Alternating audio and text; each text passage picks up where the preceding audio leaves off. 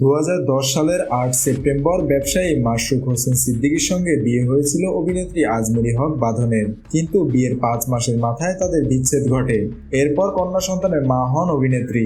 বর্তমানে single mother হিসেবে সন্তানের লালন পালন করছেন তিনি। দীর্ঘ সময় ধরে সিঙ্গেল থাকলেও নতুন কোনো সম্পর্কে জড়াননি অভিনেত্রী। তবে একাধিকবার বাঁধন বলেছেন, মেয়ে সায়রা চায় মায়ের জীবনে উপযুক্ত একজন জীবনসঙ্গী আসুক। কেমন জীবনসঙ্গী চান সেটাও স্পষ্ট করেছেন অভিনেত্রী।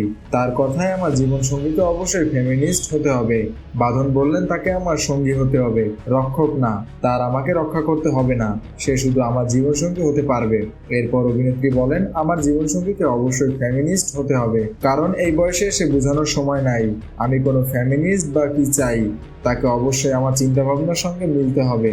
অতীত নিয়ে আক্ষেপ করে অভিনেত্রী বলেন, বিয়ে হোক বা যাই হোক, আমার জীবনের পথ চলায় কখনো সত্যিকারের একজন সঙ্গী পেয়েছি, ওরকম কিছু হয়নি। সব সময় হয় একজন দানব পেয়েছি, না হলে যে আমাকে অত্যাচার করছে এরকম মানুষ পেয়েছি, আমাকে অ্যাবিউজ করছে এরকম মানুষই পেয়েছি। তাই ওই অর্থে আমি কোনো জীবনসঙ্গী পাইনি, এটা সত্যি। সব মিলিয়ে এখন মনে হয়েছে পথ চলার একজন সঙ্গী হতেই পারে। মেহেদী হাসান বাপ্পি, খুলনা গেজেট।